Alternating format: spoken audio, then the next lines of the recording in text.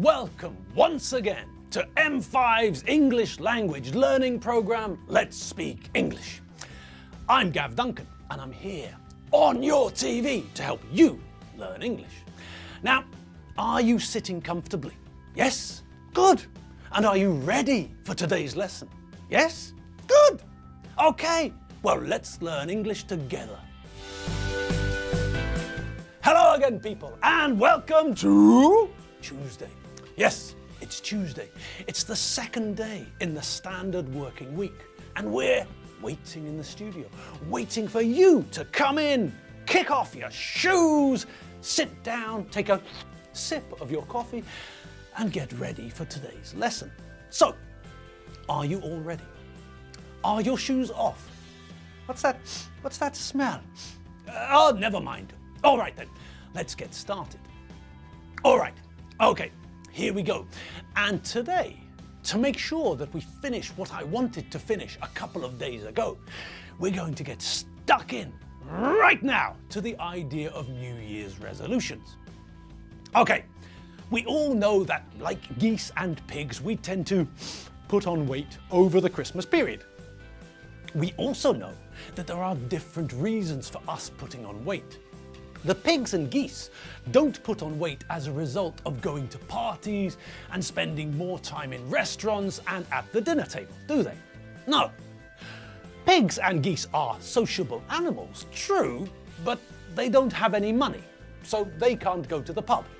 Also, they don't cook at home, and they don't have parties.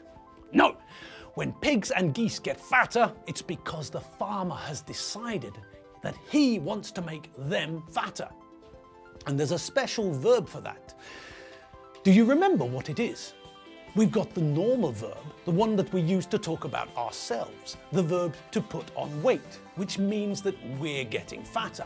But what the farmer does to the animals is he gives them more and more pizza, hamburgers, things like that. Lots of bread, carbohydrates.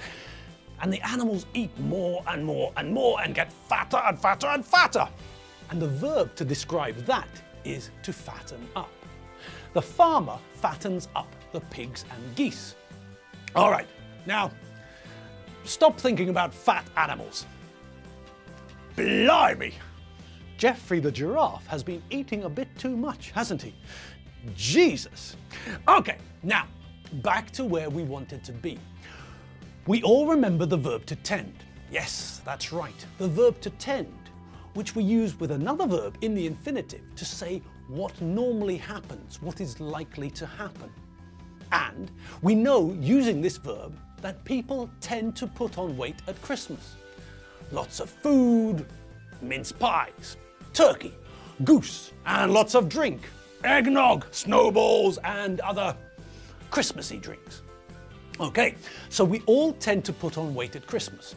And then, well, the 1st of January comes. We wake up in the morning recovering from a hangover because most of us tend to drink more than usual on New Year's Eve, don't we? And stumbling to the bathroom, we step onto the bathroom scales. Yes, and it's important that we step onto the bathroom scales, not onto the kitchen scales. We don't want to break the scales, do we? No, of course we don't. Okay, so what normally happens when we step onto the scales? What tends to happen? What is our normal reaction? What tends to be our reaction? Yes, that's right. It's normally a surprise, isn't it?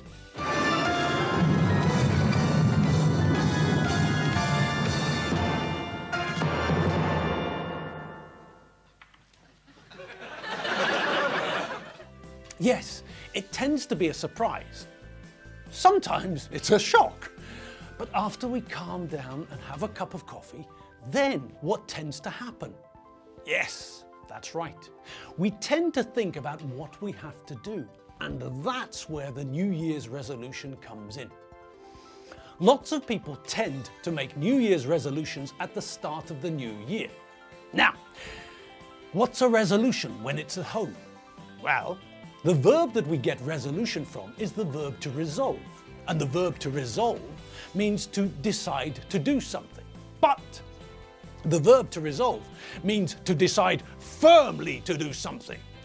This isn't a decision which we just lightly make. No, this is a firm decision. We make the decision and we want to make sure that we stick to this decision. We want to make sure that we do what we've decided to do. This isn't just a decision, this is a firm decision. This is something we resolved to do.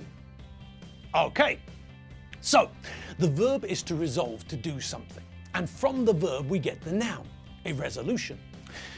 And a resolution is just another word for a firm decision. And that's what people tend to make at the start of a new year. The idea is that you resolve, you firmly decide to do something.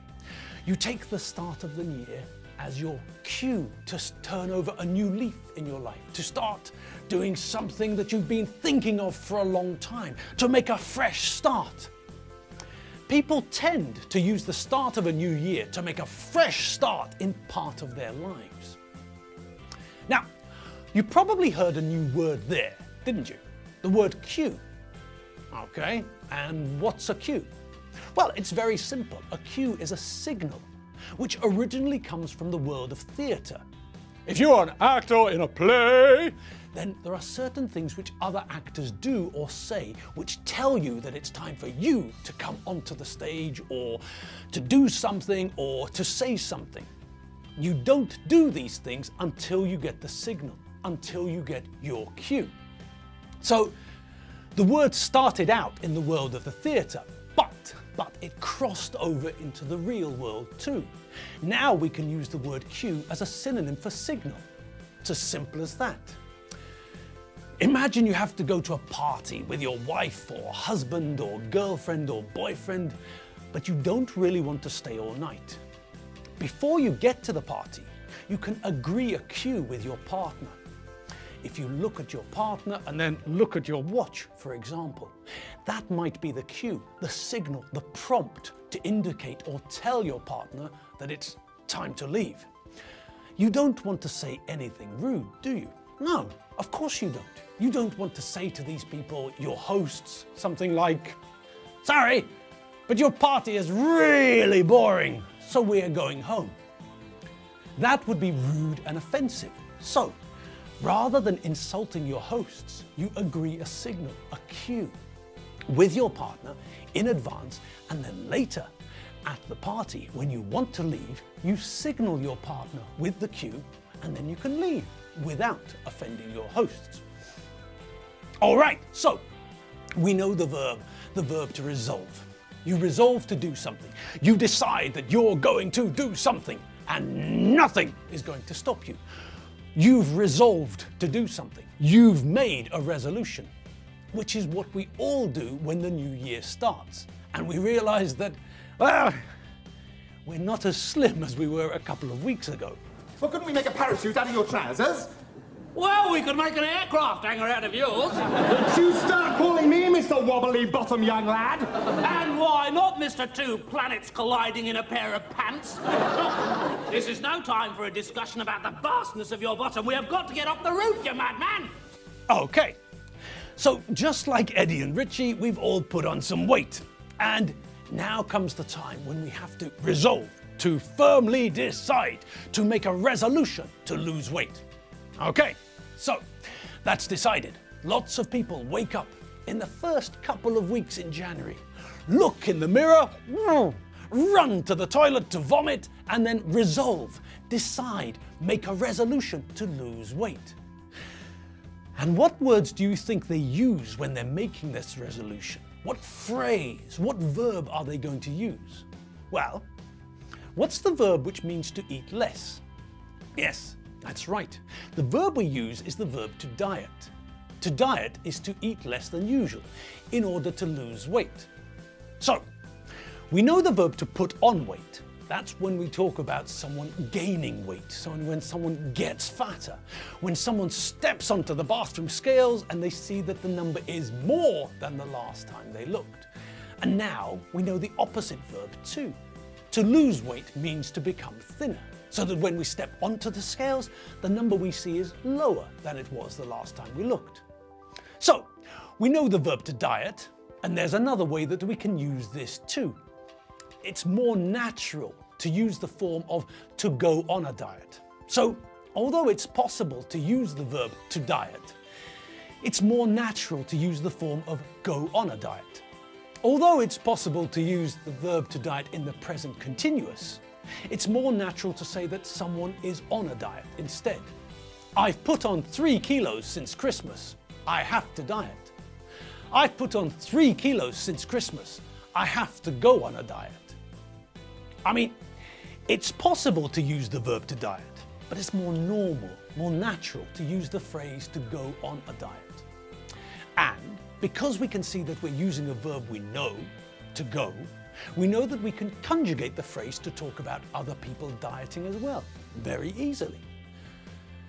If we look at the example, then we can see that I used the have to idea to show that I think that this is something which is required, it's necessary. The teacher gave the class some work to do for tomorrow, so I have to do my homework. The boss told her to finish the report before the meeting, so she has to finish the report before 2 p.m. He's put on 23 kilos since Christmas, so he has to go on a diet. Okay, but with dieting, we normally talk about it in the past simple, or as something we're planning to do, something we're going to do. It's not very common to use the present simple here.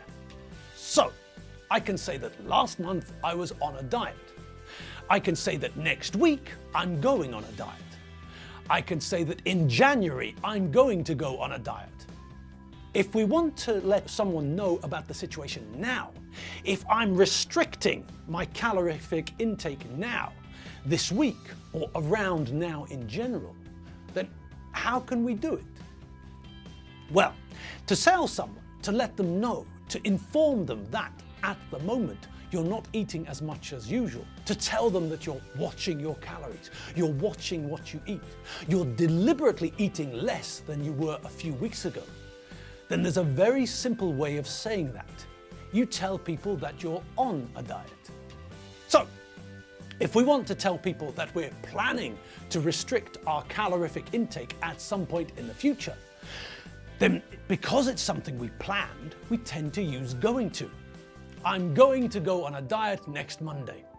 If we're dieting now, I know, I just used the verb in the present continuous, but only to help with the explanation. It's not something we normally do. So if at the moment, at this time, around now, someone is deliberately eating less than they normally do, then we say that that person is on a diet. So, we've got all the bases covered. If we're talking about now, then we take a subject. I, you, the Hulk, Cleopatra, the Arsenal football team, the American Navy, whoever. Add the correctly conjugated form of the verb to be, am, is, or are, and then add the words on a diet. Simple pimple. I am on a diet. You are on a diet. The Hulk is on a diet. Cleopatra is on a diet. Snoopy is on a diet. We are on a diet. You are on a diet. The Arsenal football team is on a diet. And on that note, with that new information about Arsenal being on a diet, we're going to have to leave you. Yes, it's true. Our time is up and it's time for me to leave. Yes, but don't worry. I've still got my eyebrows and that's all that I need. As for you, well, don't spill any milk, but if you do, you all know what to do, don't you? Yes, that's right. Damp cloth, no tears. All right, well, we'll start off tomorrow with another quick roundup of the ways that we can talk about being on a diet. But until then, relax, have fun, and if you're not on a diet, have another biscuit or a cake or something. I'll see you all tomorrow. Until then, check out the website with the 3 Ks, www.mediaclick.hu. That's where the older lessons are stored, and that's where you can find the vocabulary lists. All right, people, I'll see you tomorrow. See you all later. Bye.